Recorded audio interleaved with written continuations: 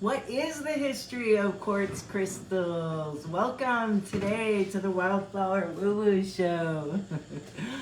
Today I'm sitting here with all the crystals that we dug, so I figured if we're going to talk about crystals, we should talk about crystals, right? And have their energy near us. So welcome to the Wildflower Woo Woo Show's episode 33, Crystal History, in our Crystal Vibe series this whole month of April. I'm Michelle Wildflower, as some of you know, but for those of you who are new to the show and just tuning in, I am the Director of Studies at our new school, Nature's Mysteries School of Metaphysics. I'm also the host and facilitator for the Women's Empowerment and Spiritual Awakening Retreats. And we're so happy to have you joining us here today. I'm also the author of the Unveiling the Divine Feminine Within course that is the course for our new school, and I'll tell you more about that later. So like I said, our next retreat is coming up April 18th to the 22nd, and that's actually the Rock Hounds Crystal Digging Retreat. And there are still a few spaces left if you'd like to join us, and right now I extended the 20% off sale so you could enjoy the 20% off savings for a limited time. It's coming right up, so the doors will be closing very soon. That's 18th to the 22nd, and we'll be crystal digging in Arkansas. And that's where we just got back from, where we found all of these lovelies. I mean, there's so many I want to show you. Really, I would like to just sit here and be like, look at this one. Look at this one, which I am going to in a little bit. But first, I'd like to give you a little background and history of crystals, because I think that might be why you came today. So, clear quartz is actually comprised of silicon dioxide, which is what gives it its super clear appearance.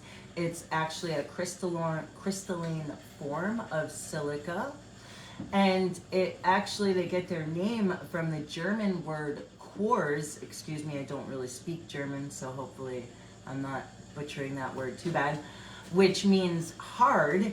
And then the ancient Greeks used the word crystallos. Again, I don't speak Greek, so forgive me if I'm not pronouncing it correctly, but that's where we get the modern word crystals from. So quartz crystals are very hard. On the Mohs hardness scale, there is 7, which makes them very durable and versatile, and that's why people like to use them for jewelry sometimes. They're found in virtually every country in the world, in just about every color, yet they're still so valuable, and people love them, so that's kind of cool. The different types of crystals, quartz crystals that there are that you might not know of, you might think that they aren't quartz because they have a different name, but they actually are. Citrine, amethyst, rose quartz, Herkimer diamonds, I don't know if you've ever heard of them. Hopefully you have, because they're wicked cool. Smoky quartz, agate, these are all forms of quartz, not clear, you know. I mean, sometimes they might have some couple crystals on there that are clear. But today we're specifically talking about clear quartz, which is also known as the master healer, because it amplifies energy and thought, and it transforms and purifies. And the majority of these, as you can see, are pretty clear. Try to get them up closer for you to see.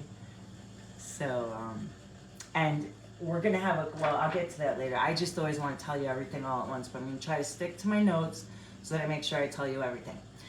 So, crystals form in igneous rocks.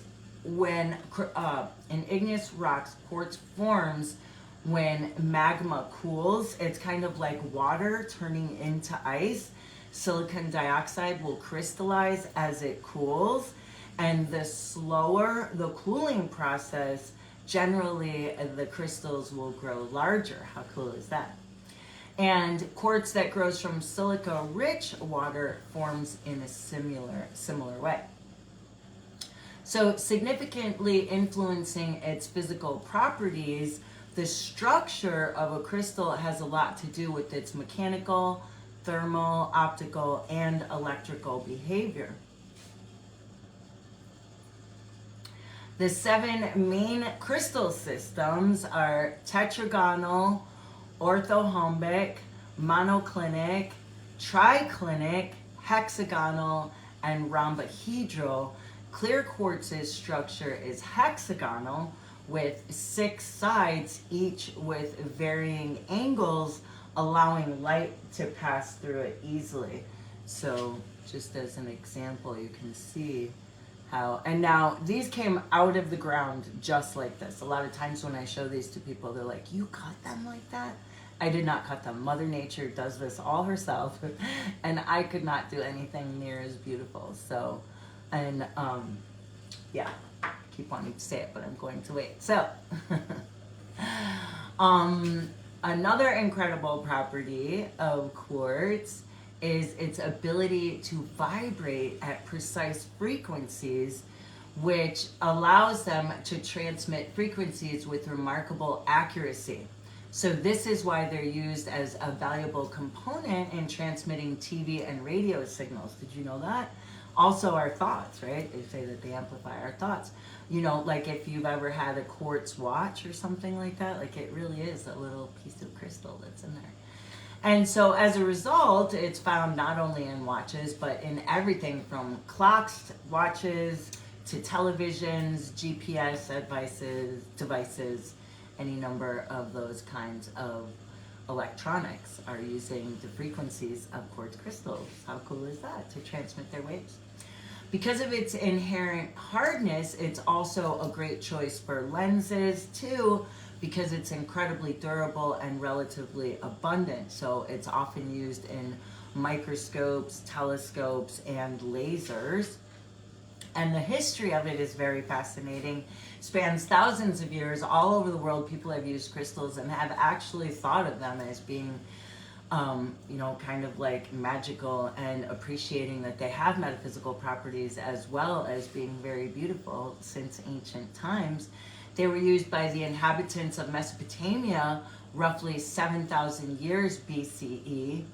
And they were used by various ancient civilizations such as the Egyptians, Romans, Greeks, and they used them for decorative purposes or in religious ceremonies.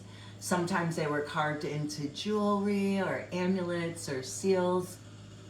And then medieval times came, and during the Middle Ages, quartz crystals were believed to have mystical powers and were used in magical rituals and alchemy. They were also used in medieval medicines and as healing stones. I just thought it would be cool to sit in front of all the crystals. I know you guys can't see the top of my head, and really, you know, that's not really how you would be streaming something, but I just thought it would be so much cooler for you to see all the crystals on the top of my head. So hopefully that's okay with you too. You can give me thumbs up, type yes in the comments, even if you're watching the replay, if that's okay with you. And then the Renaissance came and things continue to change. The study of quartz crystals became more systemic. Naturalists and scientists began to examine their properties and try to understand their structure. And in the 18th and 19th centuries, the study of quartz continued to evolve. Scientists such as Carl Linnaeus and Carl Friedrich Gauss made significant contributions to the understanding of crystallography and the study of crystal structure, which we are having a class about that. I've been waiting to say it. We are having a class about crystal structure and crystal shapes in a couple of weeks, so we'd love to have you join us for that. I got to say it. I've been wanting to say it since the beginning.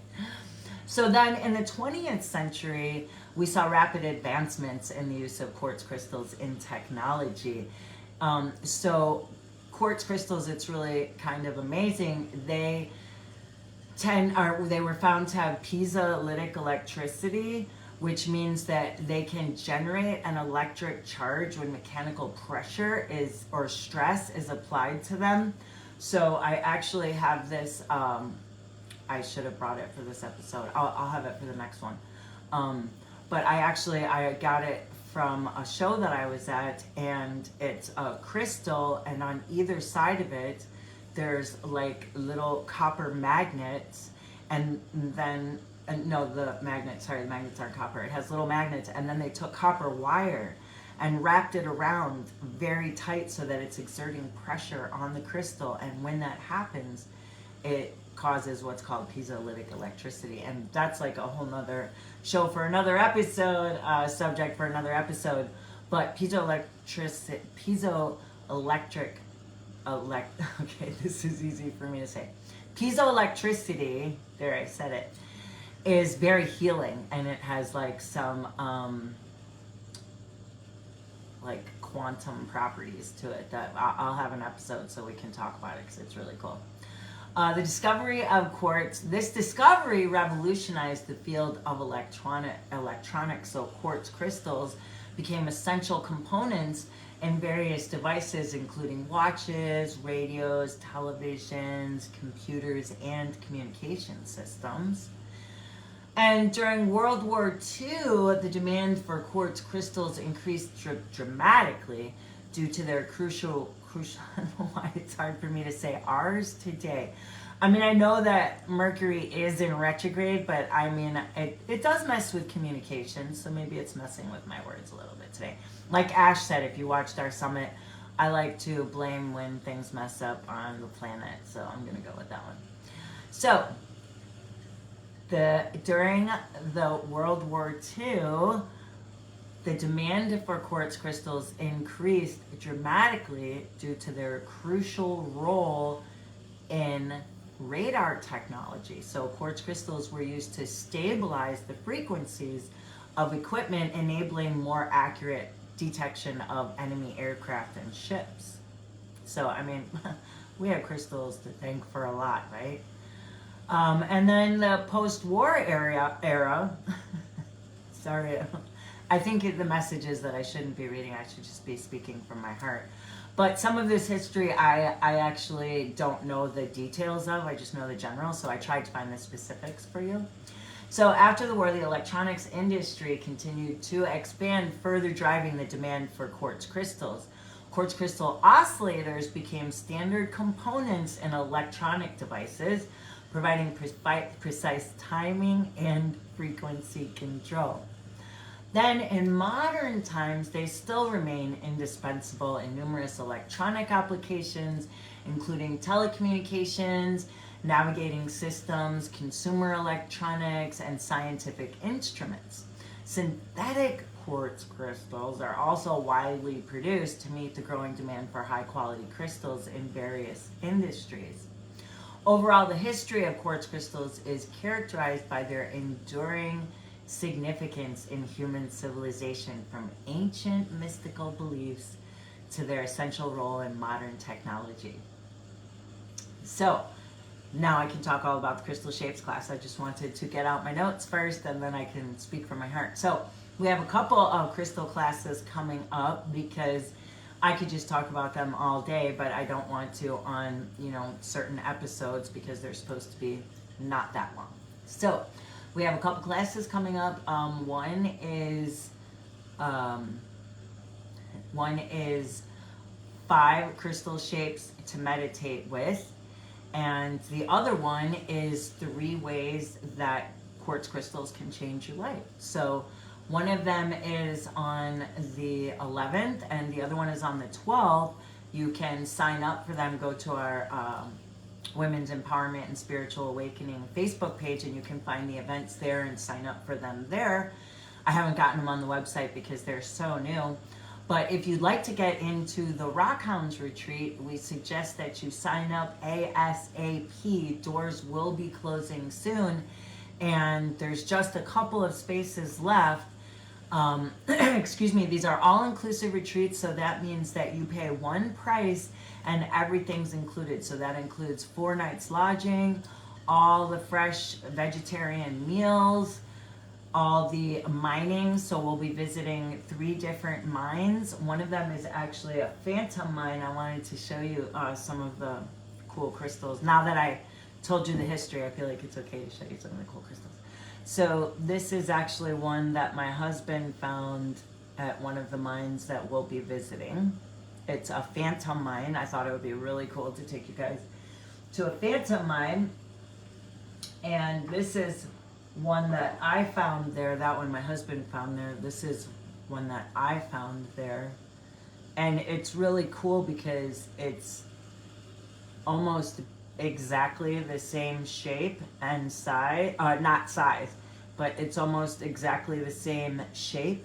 It's just a little bit smaller and a little bit more perfect. And this another one that I found there, which is very small, but I love it so much. You could totally see the phantom in there. Whoa. Okay. So can you see that little phantom in there? I think you could see it, can't you? Super cool, right? And this one is another phantom one. Excuse me. But it's not a black phantom. It's actually kind of like a, can you see it in there? It's almost like a light gray phantom. It's pretty cool. That was one of my favorites, and then I got home and I told my grandson to pick which one was his favorite, and he picked that one too. This is not a phantom. This is from a different mine, but this is just one that we found that I thought was super cool that I wanted to show you. This one is like crazy. Look at that one. It's like going in so many different directions. So cool, right? I love this one. That one is crazy cool. So that's a really cool one. Here's some other ones. And I'm gonna have a crystal shapes class, and I'll be telling you, because each one, how it has its own individual, like we said, how they have different sides and how many angles are on each side, and all of that plays a lot in how the crystal processes energy. Now these, I wanted to show you these. They're phantom crystals, but I'm not sure if you will actually be able to see it. So I'm gonna, oh, can you see it? I think you can. So see, it's not really in there. It's not a crystal in there. It just is a phantom. Can you see that in there? So this was from a different mine. This wasn't even from the phantom mine that we went to. This was from a different mine. So you could find phantom crystals at more than just the phantom mine.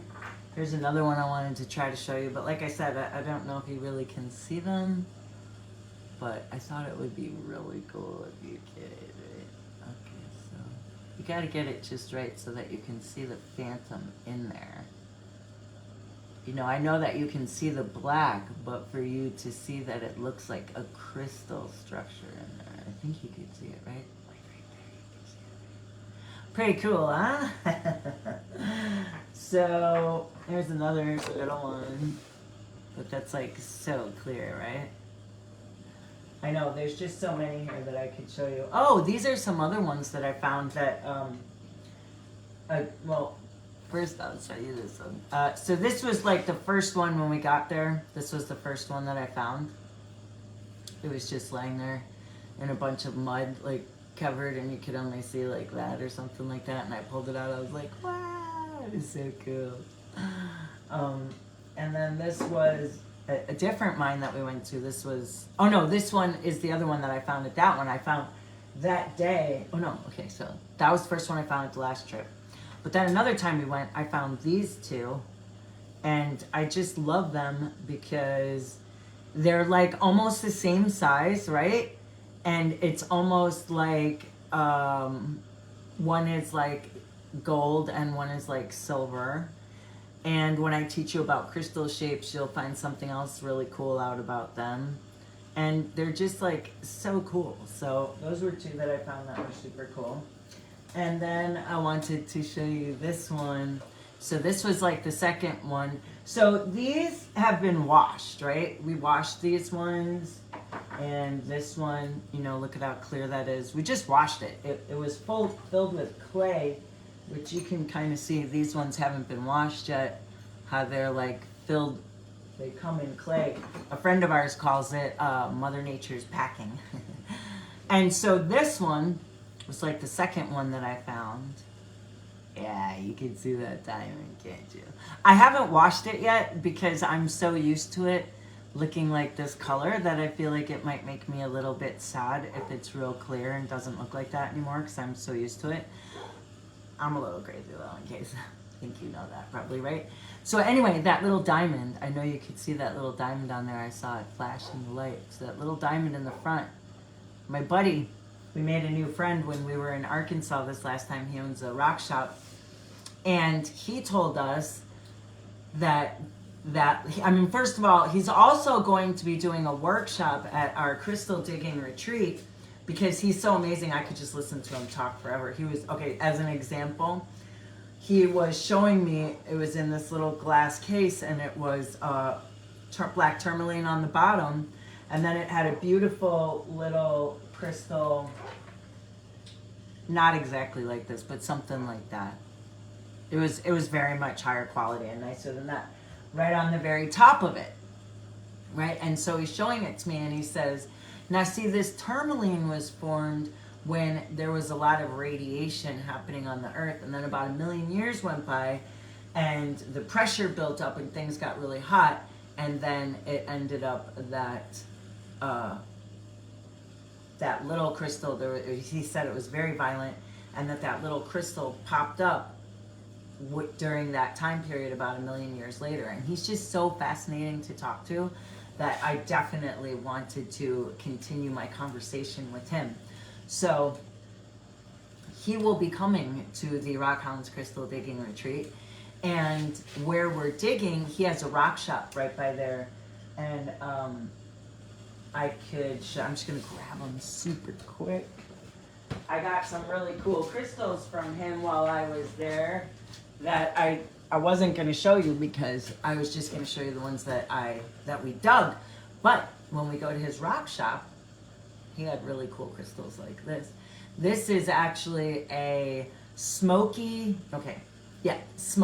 amethyst, celestial, anhydro, and it has a phantom in it. And when I got it from him, he didn't tell me it had a phantom, so I actually don't think he knew. I'm gonna bring it back and show him, and I think he'll freak out. Look, you could see it, can't you? See that? Those lines in there, those black lines, that's like a phantom. That's just like the other ones I showed you. Isn't that cool? So he was saying to me, that crystal has a really long name. If he knew, you gotta add scepter. I forgot to say that. So it was a scepter, so you could see before it had grown like a scepter, but the scepter broke off. So it's a smoky amethyst, celestial, anhydro, scepter with a phantom. Pretty cool, huh?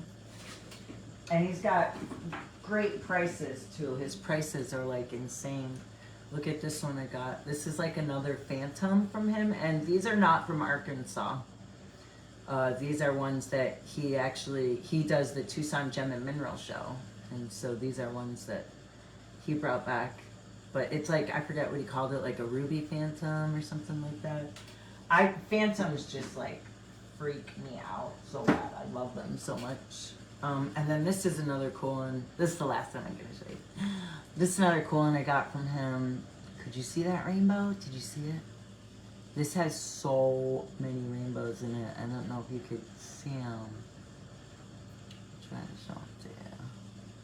But it's got an insane amount of rainbows. It also has, so I don't know if you can see, but like right there, that is aquamarine going through it. And then right here, if you could see that color or not, but it looks like kind of greenish aquamarine.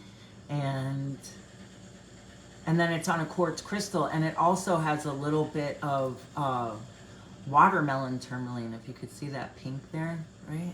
So cool. He's got like the coolest crystals. And he actually, you could go in his yard and he like throws crystals on the ground for people to find. He's really cool. His name's Dan. And we'll be visiting him when we're in Arkansas. So you should come. You should totally come join us. Like I said, there's only a couple spaces left. We would love to have you join us. any and all rock hounds are welcome. If we end up not having enough space for all the people that sign up, I'll just book a bigger house. You know what I'm saying? Because it's really exciting to bring everyone to these mines. You keep all the crystals you find. I feel like that's obvious, but someone asked me if you keep all the crystals you find. You definitely keep all the crystals you find. You know, it's kind of like that feeling when you're in a crystal shop and you like find a beautiful crystal that's just for you, and you're like, oh my gosh, look at that, it's so beautiful. And you really feel like it was meant for you because you found it and it was calling you, or whatever. Well, these ones you're finding. And you're like finding them, you know what I mean? Like just finding them. They're just on the ground and you're just finding them. So you are literally the first person in what, a million years? I mean, some of these crystals are millions of years old, right? So you're the first person to ever have touched this crystal in millions of years, and it like came to you. I mean, to me, that is just blows me away and makes them hard for me to get rid of, because I'm like, oh, but it came to me. But I know they're not all meant for me. So I actually have a pile of them over there. I don't know if you could see, there's like some paper on. So those bowls right there are the ones that I found from some different mines that I've categorized. And then I actually have some paper towels there and a pen, and I'm writing which ones are the different crystal shapes. So I'm kind of categorizing them. It's just kind of interesting because, like I said, in the crystal shapes class, you'll learn about the different crystal shapes and how that affects the way that they process energy, whether they generate it, transmit it, send it out in all directions, or, you know, there's so many. I'm just going to get a drink real quick. There's so many different possibilities, you know? So definitely, I would love to have you join us for the Crystal Digging Retreat. It's April 18th to the 22nd. And you could be finding these yourself. Yourself. You finding that. You digging that up. Can you imagine that? Or you'll just be walking by and then you look down and you're like, oh, there's one. There's another one. That's what I mean. Look, everywhere where there's paper towels, we haven't gotten them washed yet. But you can see that there's a lot of them that, you know, I mean, there's so many nice ones. I don't know which one to show you. This one's a really nice one. This one, I really love this one too. Look at that one. That's a cool one, isn't it? Look. Pretty sweet. Okay, well, that's our episode for today. There's another one. That's our episode for today. Thank you, everyone, for joining us. I had so much fun showing you crystals and talking all about the history of them and where they grow and how they form. My husband found a lot of really cool ones, too. That black one is his. See it? They're so cool. They're just so cool. And in the classes coming up, we'll be talking about the ways that they form. You know, if like how many sides a face has, how it affects it. This one more that I wanted to show you. So my husband found this. Doesn't it look like it could be a doorknob? Like you could have it be a doorknob on a door? It like totally, like it would just be like, here's the door and that would be your doorknob. That's cool, right? So many possibilities, guys. So many possibilities. So, like I said, here's another one that's like a phantom someone washed. It's got a little phantom in there. Okay, so thank you so much for joining us today on episode 33, where we talked a little bit about the history of crystals, how they've been used throughout time. And next week, we'll be talking about Mount Ida, which is the place that we are visiting on our crystal digging retreat. That's where a lot of beautiful and rare specimens come out of. So we'll be looking into the history and the finds that you could find in Mount Ida, Arkansas. So thank you so much for joining us today and opening the door to your spirituality. Take care.